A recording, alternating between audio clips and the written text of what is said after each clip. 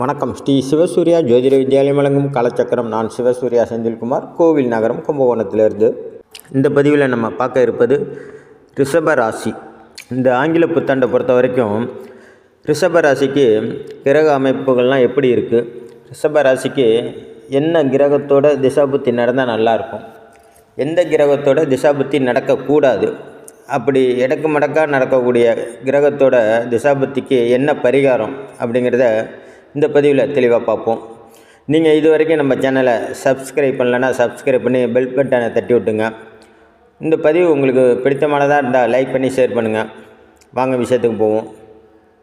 ரிஷப ராசியை பொறுத்த வரைக்கும் சனி பகவான் 11ஆம் இடத்துக்கு வர்றாரு அல்லது வந்துட்டார், எப்படி வேணாலும் வச்சுக்கலாம். ஏன் அப்படி சொல்கிறேன் அப்படின்னா, திருக்கணிதப்படி வந்துட்டார் அப்படின்ட்டு அந்த பஞ்சாங்கத்தில் சொல்கிறாங்க. வாக்கியப்படி 3/6, அதாவது 3வது மாதம் 6ஆம் தேதி, 6வது மாதம் 3ஆம் தேதி அப்படி சொல்கிறாங்க. வாக்கியப்படி இன்னும் சனி பயிற்சி ஆகலைன்னு. ஆனால் எது எப்படி இருந்தாலும் அவர் புரட்டாதி நட்சத்திரத்தில் ஆகி போயிட்டுருக்காரு, பாதிக்கு மேலே போயிட்டார். அதனால் அவர் கண்டிப்பாக மீன ராசிக்கு ஆகியிருப்பார். இப்போது அதை வச்சே பலன் சொல்கிறோம் நம்ம 2026 இந்த ரிஷபராசிக்கு எப்படி இருக்கும் அப்படிங்கிறத. ரிஷபராசியை பொறுத்த வரைக்கும் சனி பகவான் 9-10 குடையவர், அதாவது தர்ம கர்மாதிபதியாக இருக்கார். இந்த ராசி மண்டலத்திலேயே இந்த ரிஷப ராசிக்கு மட்டும்தான் சனி பகவான் 9-10 குடையவராக வருவார். எந்த கிரகமெல்லாம் 9-10 குடையாக வருதுன்னு பார்த்திங்கன்னா, எந்த கிரகமே ஒரு ராசிக்கு 9-10 குடையவராக வராது. சனி மட்டும்தான் 9-10 குடையவராக வர்றாரு. பாக்கி எல்லா கிரகமும் 5-9 குடையவராக வரும், இல்லை 5-10 குடையவராக வரும். ஆனால் தர்ம கர்மாதிபதியாக ஒரே கிரகம் வருதுன்னா அது சனி பகவான் மட்டும்தான். அதனால் இந்த ரிஷப ராசியை பொறுத்த வரைக்கும் ராசியாகட்டும் இல்லை லக்கணமாகட்டும் அவங்க நல்லா கொடுத்து வச்சவங்க தான் எல்லா விஷயத்துலையுமே. ஏன் அப்படின்னா, கர்மக்காரகனாக வரும்போது கண்டிப்பாக உங்களோட கர்மங்கள் அங்கே களையப்படும்.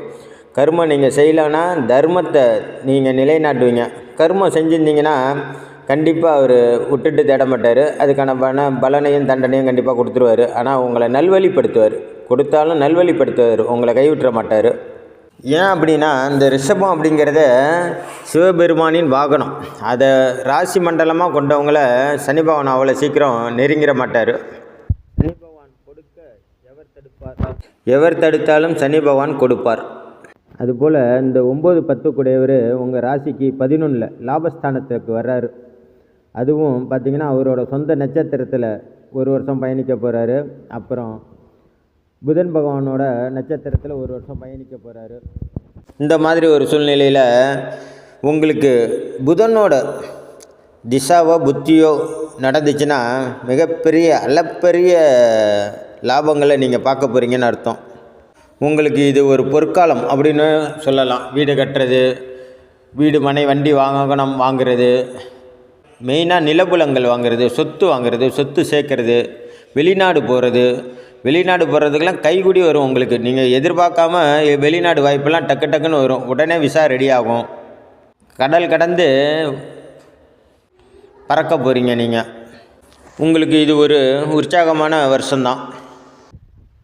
இதுலேயே உங்களுக்கு புதனோட திசை நடந்துச்சுன்னா மிகப்பெரிய பலன்கள், நற்பலன்களை அனுபவிக்க போகிறீங்கன்னு விஷயம். அவரோட புத்தி நடந்துச்சுன்னா இன்னும் சிறப்பு. அதாவது திசா புத்தி நடக்கும்போது ரொம்ப சிறப்பு. இல்லை எனக்கு வேறு கிரகத்தோட திசை நடக்குது அப்படின்னா, புதனோட புத்தி இந்த டயத்தில் நடந்துச்சுன்னா, அதாவது 2026 ஆரம்பத்தில்னா ஒரு 3 மாதம் ஆரம்பித்து ஒரு 3 மாதமோ 4 மாதமோ அவரோட புத்தி நடந்துன்னா அளப்பரிய நல்ல விஷயங்களை நீங்கள் அனுபவிக்க போகிறீங்க. உங்களுக்கு எல்லா விஷயமும் நல்லதாக நடக்க போகுதுன்னு அர்த்தம். உங்களுடைய ராசி அதிபதி சுக்கிர பகவான் பூராட நட்சத்திரத்திலேயே 8 மறைஞ்சு கிடக்கிறாரு. ராசிக்கு 8 தனுசில் இருக்கார். அதே மாதிரி உங்களோட ராசியின் தனம் வாக்கு வித்தைன்னு சொல்லக்கூடிய 2-5 கூடியவர் எங்கே இருக்காருன்னு பார்த்தீங்கன்னா, அவரும் சுக்கிரனோடைய இணைஞ்சி, ஆனால் அவர் மூல நட்சத்திரத்தில் கேதுவோட நட்சத்திரத்தில் பயணிக்கிறாரு. அங்கே ஆல்ரெடி சூரிய பகவான் இருக்கார், செவ்வாய் பகவான் இருக்கார். அப்போது அந்த தனுசு ராசியில் 4 கிரகங்கள் இருக்கிறது.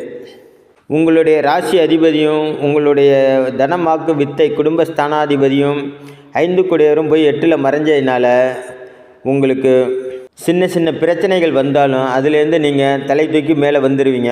உங்களுக்கு இப்போது புதன் திசையோ புதன் புத்தியோ நடந்தால் செல்வ செழிப்பான வருஷம் 2026 ரொம்ப சுபிட்சத்தை சந்திக்க போகிறீங்கன்னு அர்த்தம். இந்த மாதிரி புதன் திசை புதன் புத்தி நடக்கலை, எனக்கு வேறு திசா புத்தி தான் நடக்குது அப்படின்னா நீங்கள் என்ன செய்ய வேண்டும் அப்படின்னு பார்த்தீங்கன்னா, புதன்கிழமை புதன் ஹோரையில் பெருமாள் கோயிலுக்கு போகணும். அப்படி இல்லைன்னா சனிக்கிழமையில் சனி ஓரையில் பெருமாள் கோயிலுக்கு போகணும். நீங்கள் புதன்கிழமையில் புதன் ஹோரையில் பெருமாள் கோயிலுக்கு போனீங்கன்னா பாசிப்பயிர்னு, அதாவது சுத்தமான பைத்தம்பருப்பு, அதில் தோல் நீக்காத பைத்தம்பருப்பு பச்சை கலரில் இருக்கணும்.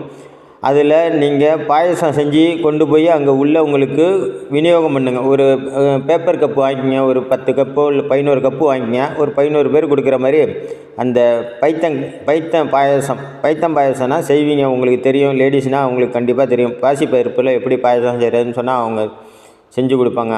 அதில் நல்லா தேங்காய்லாம் துருவி போட்டு நிறையா ஏலக்காய், கருப்பு திராட்சை, கொஞ்சோண்டு பனங்கல்கண்டு இதெல்லாம் போட்டு கலக்கி எடுத்துகிட்டு போய் அங்கே உள்ளவங்களுக்கு 11 பேருக்கு விநியோகம் பண்ணுங்கள். பெருமாள் கோயிலை 9 முறை சுற்றி வாங்க. பெருமாளுக்கு துளசி மாலை வாங்கி போடுங்க. ஆஞ்சநேயரை நல்லா பிரார்த்தனை பண்ணிக்கோங்க. அப்படி இல்லை அப்படின்னா சனிக்கிழமையில் சனி ஓரையில் சிவன் கோவிலுக்கு போய் சிவபெருமானுக்கு உங்கள் பேரில் அர்ச்சனை பண்ணிக்கோங்க. சிவபெருமானுக்கு வில்வ இலையால் அர்ச்சனை பண்ணிக்கிட்டிங்கன்னா ரொம்ப சிறப்பு. உங்களுக்கு நல்ல வியாபாரத்தில் லாபம் கிடைக்கும், நல்ல வியாபாரமாகும், தொட்டது துலங்கும், கெட்டது விலகும். மிகவும் வயதானவர்களுக்கு பச்சை கலரில் துண்டு வாங்கி கொடுங்க. அவங்களுக்கு முடிஞ்சால் செருப்பு, பச்சை கலரில் செருப்பு வாங்கி கொடுங்க. சிறப்பான பலன்களை நீங்கள் அடையிறத கண்கூடாக நீங்களே உணரலாம். இந்த பதிவு உங்களுக்கு பிடித்திருந்தால் லைக் பண்ணி ஷேர் பண்ணுங்கள். நன்றி, வணக்கம். நல்லதே நடக்கும். அடுத்த பதிவில் பார்ப்போம். வாழ்க வளமுடன்.